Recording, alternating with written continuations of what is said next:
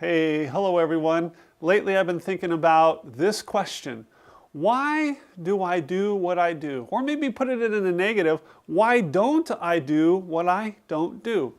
There's a lot of reasons, I'm sure you could all come up with them. I thought of at least two that are significant for me. Why I do what I do? Well, number one, because I think it's worth it. And number two, because I think I'm going to get a reward for doing it. So for instance, I try to exercise because I think it's worth it to me to exercise, and I enjoy the reward, that feeling that comes after a good workout.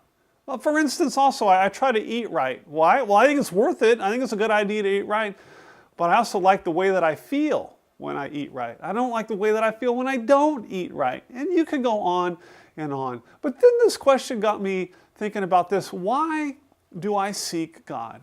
Why do I pursue God? Why do I make knowing God a priority of my life?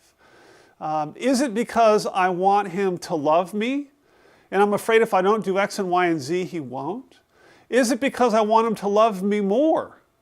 Again, it's sort of the same logic. I'm afraid He's not going to love me more. I got to do it more to get Him to love me more. Or is it because maybe I've developed sort of a quid pro quo idea, sort of a religious view of God that says, if I do this, then that guarantees that He will do that. So all I got to do is do a pretty good job of getting this, and then I can get that out of Him. Are those the reasons why I seek God? When I really sit down and think about it, I have to say no. That's not the reason. I don't think it is for you, but why do we seek God? For me, a verse that came to my mind as I was thinking about this question is one that I discovered, or that discovered me, however that works, when I was in college.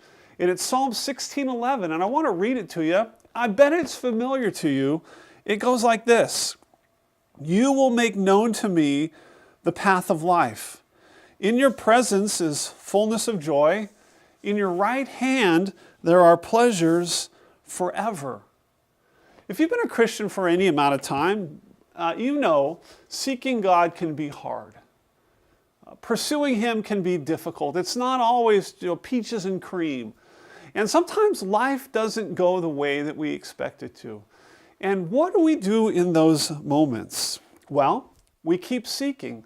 But why do we keep seeking?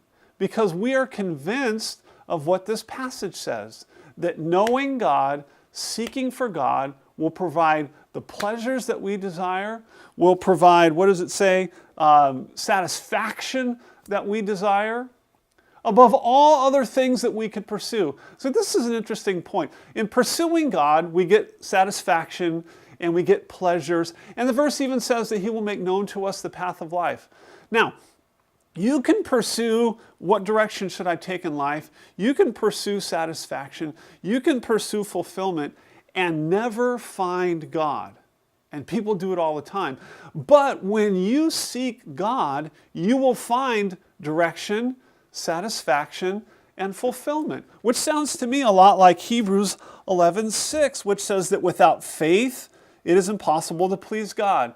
For he or she who comes to God must believe that He is, and that He is a rewarder of those who seek Him. There is nothing wrong with wanting joy. There's nothing wrong with wanting satisfaction. There's nothing wrong with wanting fulfillment. In fact, God says, I put those things into you, and what I want you to do is I want you to seek to find them in me. Not to go outside of me, because you'll never find them. But if you seek me, you will find them. So I want to encourage you to continue to join me in this journey. I need your encouragement, and you need mine, that we would just continue to look to God, seek Him, enjoy His benefits, and grow together. All right, peace? Peace.